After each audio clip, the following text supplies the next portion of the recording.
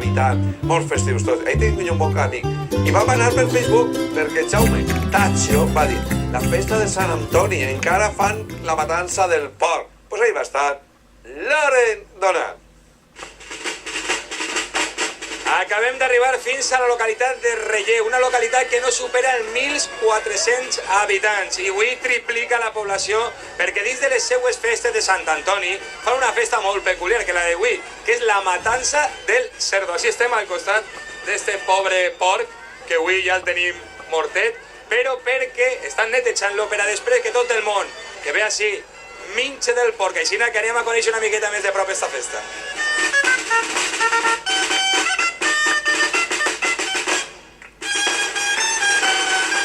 Una tradició que va arrelada ja de fa 11 anys d'història, no? Podríem dir. Sí, així això es feia antes en les cases i això, i des de fa 11 anys que es va recuperar de fer-ho així un poc més popular per tot el món. Pues el tastarem. Este home que està netejant el cerdo en una pedra, ¿no? En una pedra. Esa pedra pome, sí, mira. Esta pedra es molanduta del Teide y es de Veres. El Teide. Es de Veres.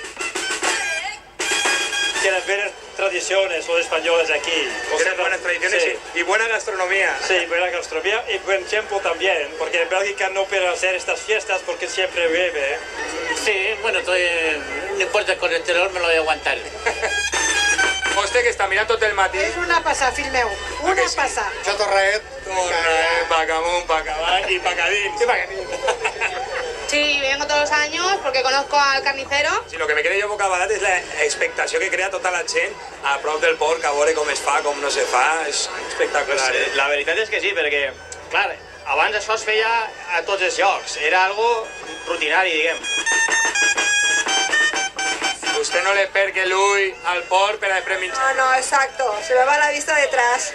És una altra persona d'Ontinyent, bona terra, bona gent, bon embotit. I tu fes molt per allí? Sí, però vostè així en Relleu, a minxar embotit. A bon embotit. Mireu que mos hem trobat per el camí així, que no n'hi ha moros ni cristians, però n'hi ha bon mitjà i ha vingut Paco de l'Ondé, perquè n'hi ha que veure l'ambientazo que n'hi ha així a Relleu el dia d'avui, Paco? Creu que hi ha morros i cristians. Que morros i cristians no tenim que mitjar. M'han dit que portes des de bon matí fent l'olleta espaiet per aquells que de categoria mundial. Es que para que tisca bueno es foc lento, L'has tastat? A veure com està. No vas a estar.